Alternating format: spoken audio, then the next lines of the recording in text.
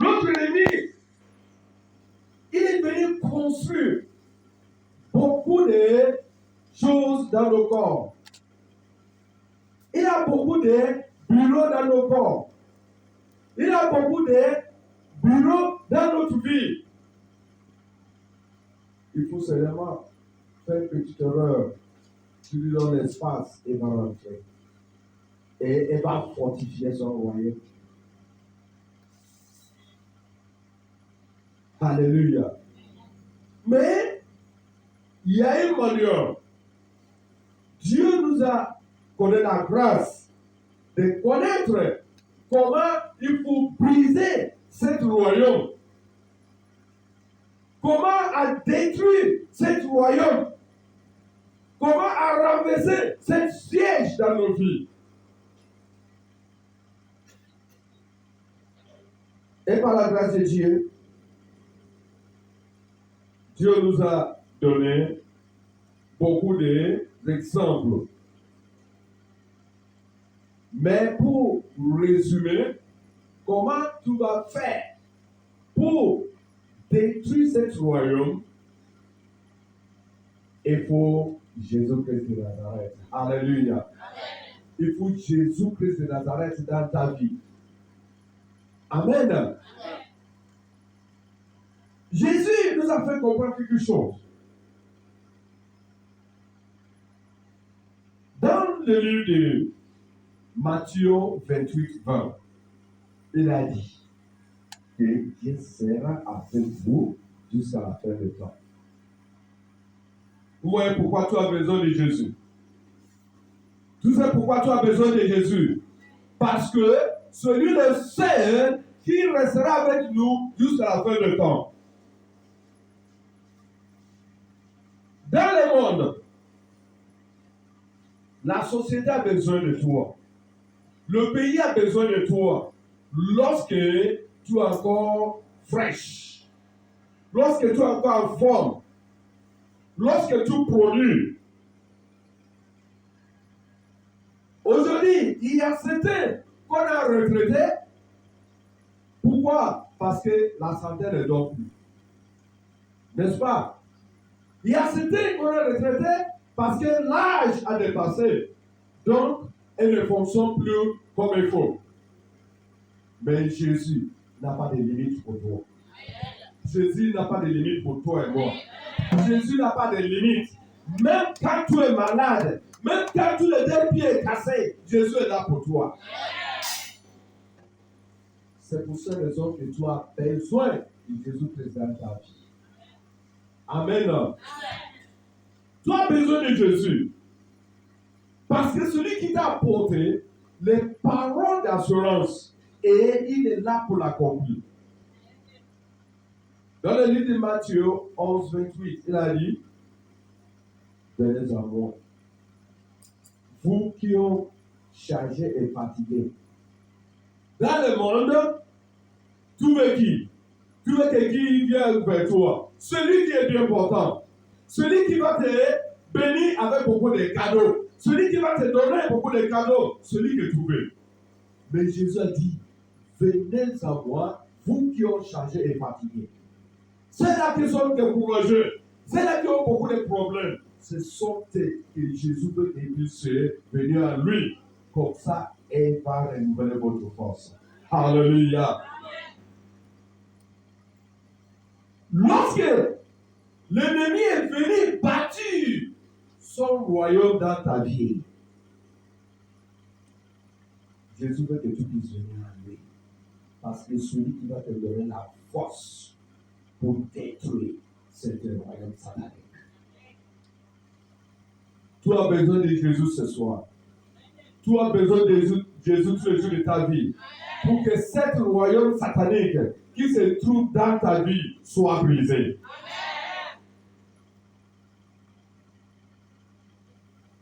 L'ennemi, notre ennemi que nous connaissons très bien, il a sa manière de bâtir son royaume dans la vie du peuple ou dans un pays. Dans un pays, il va aller s'asseoir sous le cœur de l'économie du pays. Alléluia. Sous le cœur de l'économie du pays. L'ennemi est là-bas. Cet ennemi que nous connaissons très bien, il va souvent s'asseoir sur le travail, l'emploi.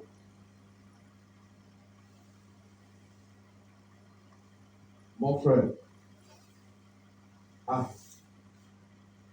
si tu ne veux pas mettre la main, pas de travail. Si tu ne veux pas signer l'accord, pas de travail. Toi, tes diplômes, tu dois travailler. Tu mérites le travail. Mais lorsque tu déposes le dossier, les demandes, si tu vas aller voir les directeurs à la maison, tu peux espérer de gagner le travail. Si tu ne passes pas à la maison, pas de travail. Si les directeurs font partie des membres des sectes, si tu ne veux pas être membre des sectes, pas de travail. Mais pour les enfants de Dieu, notre cas est différent. Alléluia. Amen.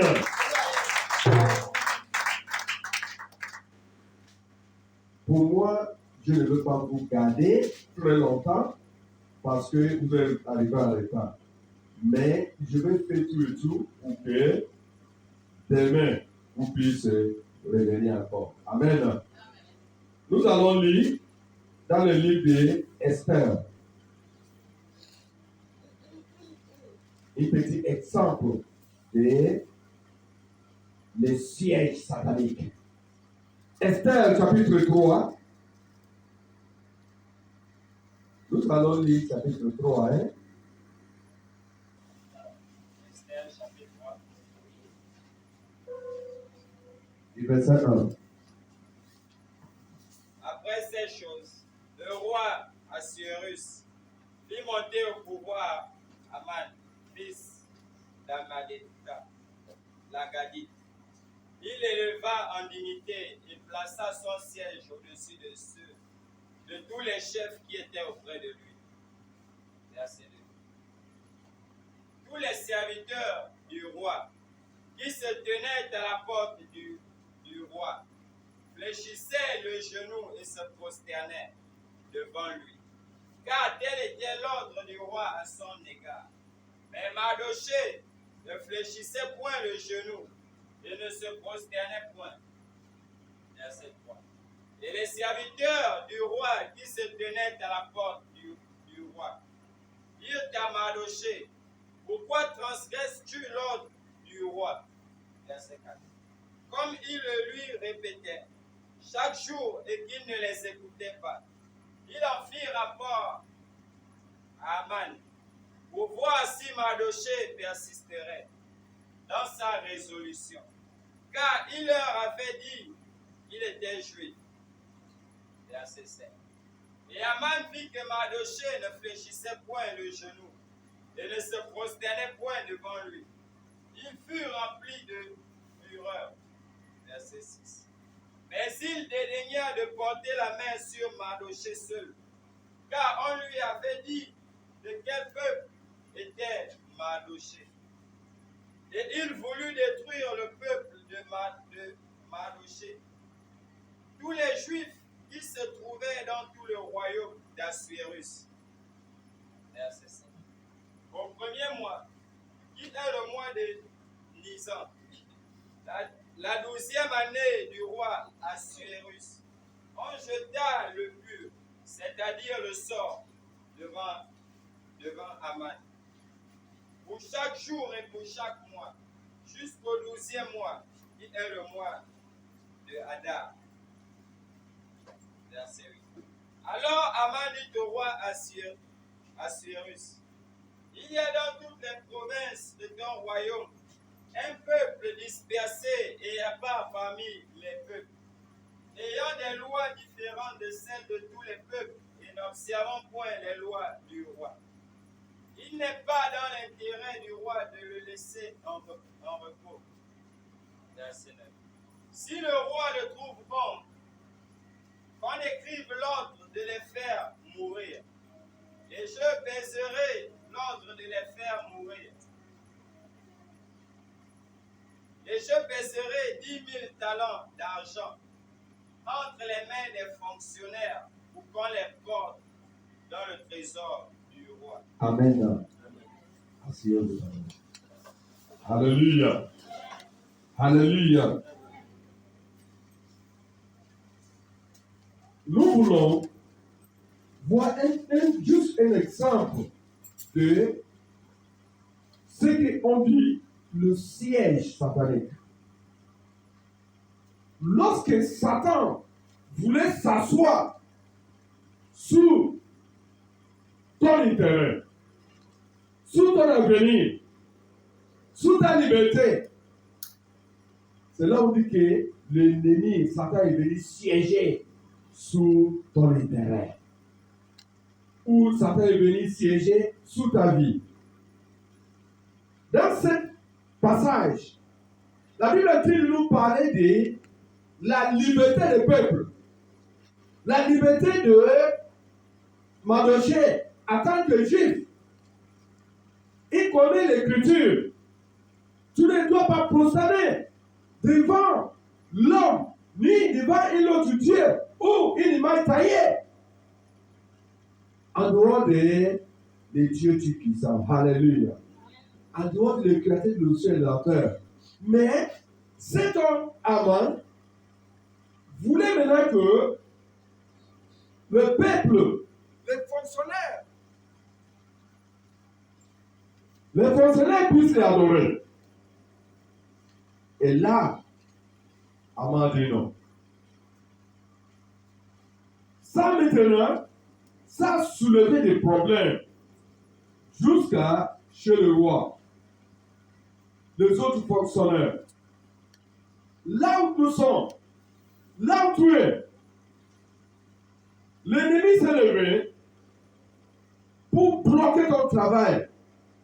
Ce n'est pas seulement pour bloquer ton travail. Tu commences à chercher maintenant comment je vais faire. Le mensonge va rentrer. La fausseté va rentrer. La tricherie va rentrer. Parce que tu voulais les moyens pour s'en sortir de la vie.